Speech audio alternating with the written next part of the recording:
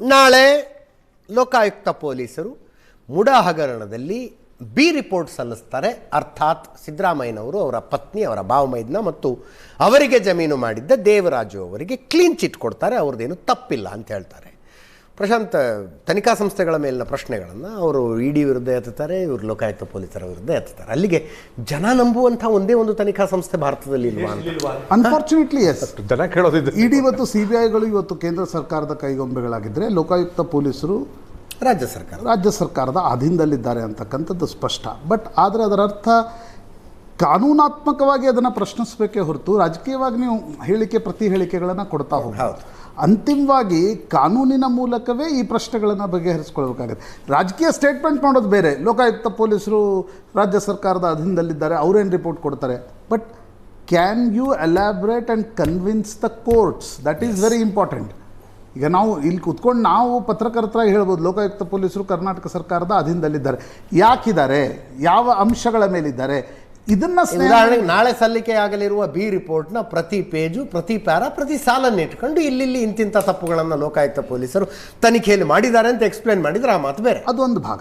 ಇನ್ನೊಂದು ಭಾಗ ಬಹಳ ಮುಖ್ಯವಾಗಿ ನನಗೊಬ್ಬ ಜನಸಾಮಾನ್ಯನಾಗಿ ಅನಿಸ್ತಕ್ಕಂಥದ್ದು, ನಾನು 191 ಪುಟಗಳ ಜಸ್ಟಿಸ್ ನಾಗಪ್ರಸನ್ನ ಅವರ ತೀರ್ಪನ್ನು ಓದಿದ್ದೀನಿ ಸಿದ್ದರಾಮಯ್ಯನವರ ಪ್ರಕರಣಕ್ಕೆ ಸಂಬಂಧಪಟ್ಟಂತೆ.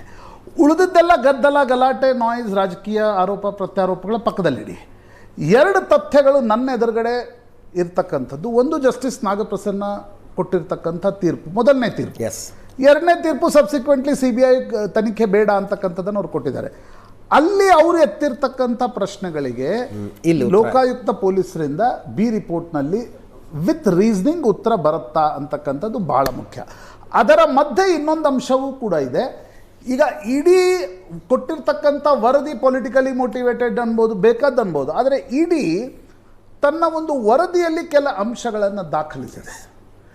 ಅದು ಸರಿ, ಅದು ಪೊಲಿಟಿಕಲಿ ಇಕ್ಕಳಕ್ಕೆ ಸಿಲುಕಿಸ್ಲಿಕ್ಕೆ ಸಿದ್ದರಾಮಯ್ಯನವರನ್ನು ಆ ವರದಿಯನ್ನು ಬಹಿರಂಗಪಡಿಸಿತ್ತು ಅಂತ ಇಟ್ಕೊಳ್ಳೋಣ. ಆದರೆ ಅದರಲ್ಲಿ ಸ್ಯಾಟಲೈಟ್ ಇಮೇಜಸ್ ಇವೆ, ಯಾವ ಡೇಟಲ್ಲಿ ಏನಿತ್ತು ಕೆಳಗಡೆ ಅಂತಕ್ಕಂಥದ್ದಿದೆ.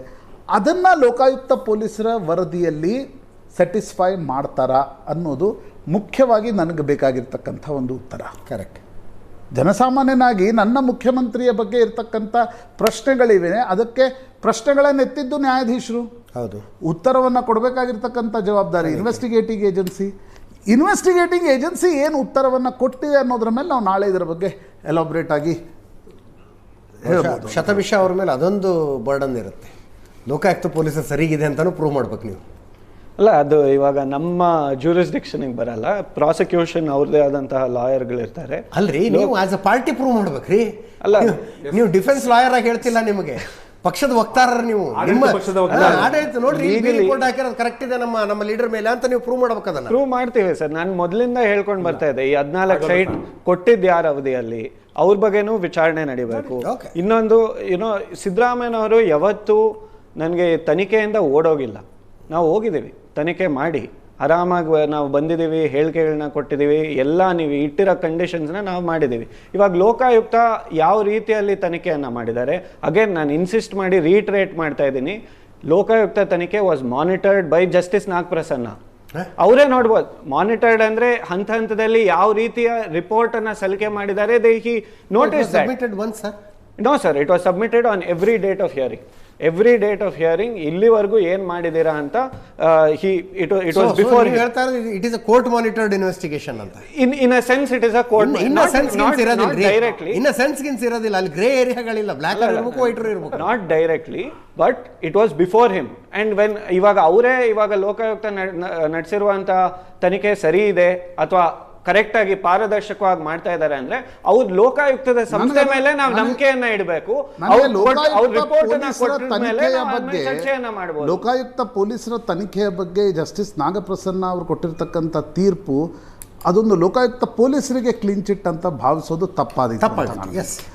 ಅವರು ಪ್ರಿಯಾಂಪ್ಟ್ ಮಾಡ್ಲಿಕ್ಕೆ ಬಯಸಿಲ್ಲ. ಯಾವುದೇ ಒಂದು ನ್ಯಾಯಾಲಯ ವರದಿಯ ಅಂತಿಮ ಸ್ವರೂಪ ಹೊರಗೆ ಬರುವವರೆಗೆ ಯಾವುದೇ ಒಂದು ನ್ಯಾಯಾಲಯ ಪ್ರಿಯಾಂಪ್ಟ್ ಮಾಡ್ಲಿಕ್ಕೆ ಬಯಸಿಲ್ಲ ಅನ್ನುವರೆಗೆ ಸರಿ ಅಂತ ಅನ್ಸುತ್ತೆ. ಮಾನಿಟರ್ಡ್ ಮಾಡ್ತಾ ಕ್ಲೀನ್ ಚಿಟ್ ಕೊಟ್ಟಿದೆ ಅಂತಕ್ಕಂಥ. ಇವಾಗ ಲೋಕಾಯುಕ್ತ ಅವರು ರಿಪೋರ್ಟ್ ಅನ್ನ ಸಲ್ಲಿಕೆ ಮಾಡ್ಲಿ, ಏನ್ ರಿಪೋರ್ಟ್ ಅಂತ ನಮ್ಗೆ ಯಾರಿಗೂ ಗೊತ್ತಿಲ್ಲ. ಕಾನೂನಾತ್ಮಕವಾಗಿ ಏನ್ ರಿಪೋರ್ಟ್ ಅಂತ ಗೊತ್ತು, ಅದ್ರಲ್ಲಿ ಏನಿದೆ ಅಂತ ವಸಂತ್ ಕುಮಾರ್ ಅವ್ರಿಗೆ ಅವಕಾಶಗಳಿದೆ. ಒಂದ್ ನಿಮಿಷ ಸಮಯ ಮುಗಿತಾ ಇದೆ. ನಾವು ಮುಂಚೆಯಿಂದ ಹೇಳ್ತಾ ಇದ್ವಿ, ಸಿದ್ದರಾಮಯ್ಯ ಅವರು ಯಾವುದೇ ರೀತಿಯ ಡಿಸಿಷನ್ ಮಾಡಿಲ್ಲ ಅಥವಾ ರೆಕಮೆಂಡೇಶನ್ ಕೊಟ್ಟಿಲ್ಲ ಅಂತ. ಅಲ್ಲ, ಈಗ ಆರೋಪಿದಾರರು ಮತ್ತು ದೂರದಾರರು ಇಬ್ಬರದು ಬಿಟ್ಬೇಡ ಸರ್. ಸನ್ಮಾನ್ಯ ಮುಖ್ಯಮಂತ್ರಿಗಳಿಗೆ ಪ್ರಜಾತಾಂತ್ರಿಕವಾಗಿ ಒಂದು ಅವಕಾಶ ಇತ್ತು. ಏನು, ಫ್ಲೋರ್ ಆಫ್ ದಿ ಹೌಸ್ ಅಲ್ಲಿ ನಾವು ಪೊಲಿಟಿಕಲ್ ಡಿಬೇಟ್ ಸರ್.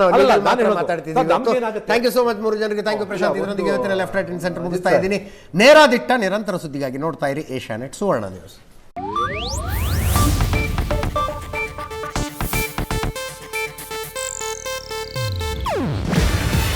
ಇದು ಏಷ್ಯಾನೆಟ್ ನ್ಯೂಸ್ ನೆಟ್ವರ್ಕ್ ಪ್ರಸ್ತುತಿ.